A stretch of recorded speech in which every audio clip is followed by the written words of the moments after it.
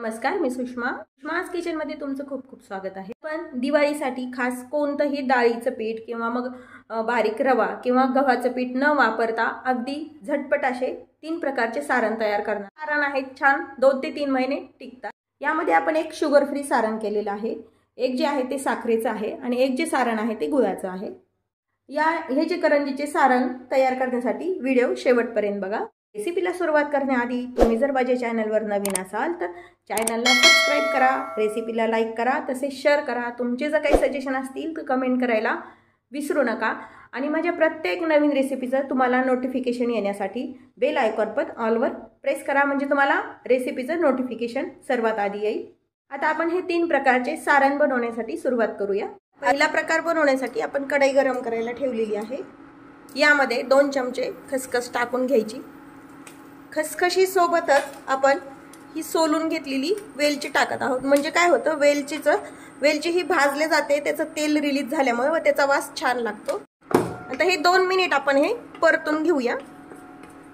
खसखस अशी छान फुलू द्यायची। फार या सारणामध्ये फक्त आपण वेलचीच वापरलेली आहे आणि जायफळ नाही वापरलेलं। भाजली ही खसखस, आता आपण याला काढून घेऊया। याच कढईमध्ये हे बदामाचे काप आपण कोरडेच भाजून घ्यायचे, तूप वगैरे नाही टाकत। जर तुम्हाला आवडत असेल तर तुम्ही थोडंसं अगदी अर्धा चमचा साजूक तूप टाकून पण भाजू शकता। ड्राय फ्रूट्स तुमच्या आवडीने तुम्ही ऑप्शनल आहे, काजू घेऊ शकता, पिस्ता घेऊ शकता किंवा मग मिक्स ड्राय फ्रूट्स पण घेऊ शकता। मी हे फक्त बदामच घेतलेले आहेत। हे थोडंसं 1 मिनिटभर भाजून घ्यायचे। आता हे भाजून झालेत। आपण ज्या डिशमध्ये खसखस ठेवलेली आहे त्यामध्येच हे टाकून घेणार आहोत। तर याच कढईमध्ये हा सुका खोबऱ्याचा खीस टाकून घ्यायचा आहे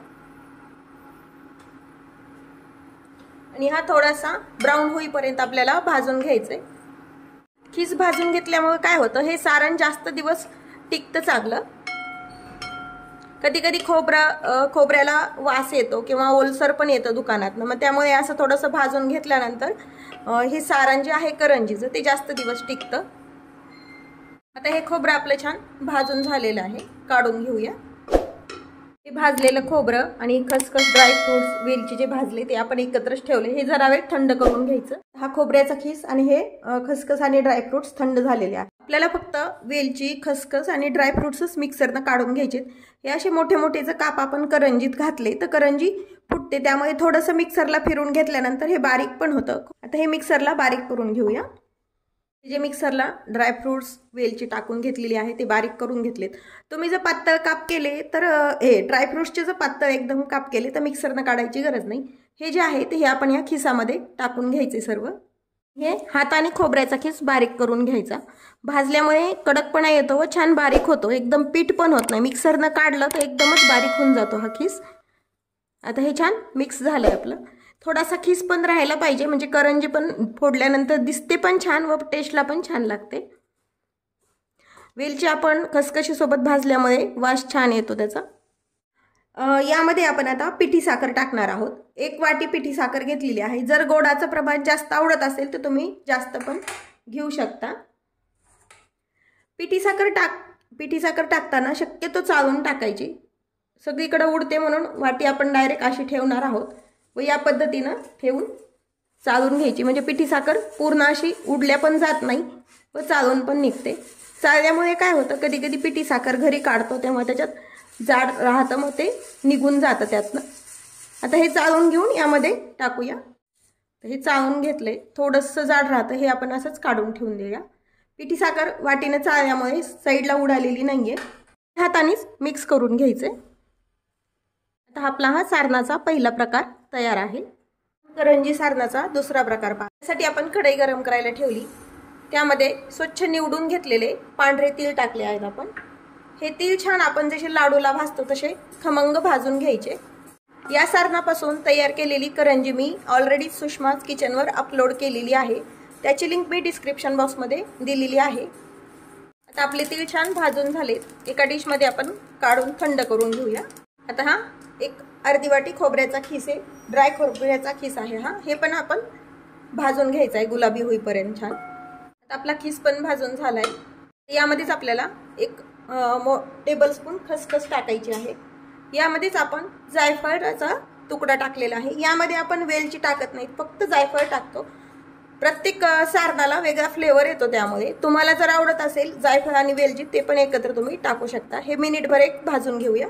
खसखस पण आपली छान भाजून झाली आहे। खसखस, खोबरं आणि तीळ भाजलेले सर्व जिन्नस थंड करून घ्या। आता तीळ आणि खसखस आपल्याला मिक्सरनं काढायचे, खोबऱ्याचा खीस मिक्सरनं काढायचा नाहीये। हे दोन्ही पण थंड झालंय। सर्वात आधी आपण खसखस काढून घेऊया, मिक्सरच्या भांड्यात टाकून काढून घेऊया। काढून झाली आपली। याच भांड्यामध्ये आपण तीळ पण काढून घ्यायचे आहे। फार बारीक नाही व फार मोठे नाही असे आपण थोडे काढलेले तीळ पण या खसखशीच्या याच्यात टाकून घ्यायचे। यामध्ये मी गुळ पावडर टाकत आहे। जेवढे तीळ घेतलेले आहेत तेवढाच आपण गुळ घालतोय। तुम्हाला जर गोडाचं प्रमाण कमी लागत असेल तर कमी घातलं तरी चालतं। यामध्ये मी गुळ पावडर वापरते, तुम्ही आपला नॉर्मल गुळ वापरला तरी पण आपण टाकू शकतो यामध्ये। आता हे मिक्स करून घे। गुळ आणि हे सर्व मिक्स केलेलं पुन्हा एकदा मिक्सरनं फिरून घ्यायचं, म्हणजे एकजीव होतं गुळ आणि हे सर्व मिश्रण। आता हे मिक्सरला काढून घेतलंय। आता हे मिक्सरला काढून घेतलेलं आहे आपण। हा जो खीस आहे थोडासा हातावरती बारीक करून यामध्ये टाकून घ्यायचा। खोबऱ्याच्या खिसाचं प्रमाण तुम्ही तुमच्या आवडीनं कमी जास्त करू शकता। गुळ पावडर वापरल्यामुळे काय होतं, हे जे सारण आहे ते ड्राय होतं आणि चिकटपणा कमी येतो थोडासा सारणाला। तर हे मिक्स करून घ्यायचं। हे सारण पण छान, सारणाचा दुसरा प्रकार पण तयार आहे। आपण करंजी सारणाचा तिसरा प्रकार पाहूया। हे गरम करायला ठेवली आहे, त्यामध्ये हा 1 वाटी सुक्या खोबऱ्याचा खीस टाकलेला आहे। खीस छान गोल्डन ब्राउन कलर वरती भाजून घ्यायचा आहे। हे जे सारण आहे ते शुगर फ्री सारण आहे। डायबिटीस वाल्यांना पण ही करंजी खाऊ शकतात तुम्ही। आपला खीस भाजून झालाय। त्याच कढईमध्ये 1 टेबलस्पून खसखस टाकली। त्याचमध्ये आपण ही सोललेली वेलची आणि जायफळ यामध्ये आपण दोन्ही वापरतोय। 1 मिनिटभर याला खसखशीला पण भाजून घ्यायचंय। खसखस पण आपली भाजून झाली आहे। पण हे बदामाचे काप भाजून घ्यायचे, तूप न टाकताच भाजायचे। यामध्ये मी फक्त बदाम वापरले, तुम्ही काजू, चारोळी, पिस्ता, अक्रोड असे पण तुम्ही ड्रायफ्रुट्स वापरू शकता। आता हे 1 मिनिटभर भाजून घेऊया। आता हे बदामाचे काप आपले भाजून झाले। ज्या वाटीनं आपण खोबऱ्याचा खीस घेतलाय त्याच वाटीनं आपण ही बी काढलेली ओली खजूर घेतलेली आहे, ही थोडीशी परतून घ्यायची। सीडलेस खजूर मिळाली तर ती पण तुम्ही वापरू शकता। थोडीशी सॉफ्ट होईपर्यंत याला परतून घ्यायचं आहे आपल्याला। ड्रायच परतायची, तूप वगैरे काही नाही टाकायचं यामध्ये। खजूर हा मऊ झाला पाहिजे इतपतच याला परतून घ्यायचा आहे। हा खजूर आपला मऊ झालाय, काढून घेऊया। भाजलेले जिन्नस आपले थंड झालेले आहे। सरच्या भांड्यात घेऊन बारीक करून घ्यायची खसखस आणि हे ड्रायफ्रूट। आता हे आपण काढून घेतलंय, यामध्येच आपल्याला ही भाजून घेतलेली खजूर घालायची आहे। थोडासा खोबऱ्याचा खीस घालायचा, सर्व नाही घालायचं यामध्ये। आणि हे मिक्सरला फिरून घ्यायचंय। हे आपण मिक्सरला काढून घेतलंय। आपण शिल्लक ठेवलेला खीस होता तो थोडासा बारीक करून घ्यायचा आहे।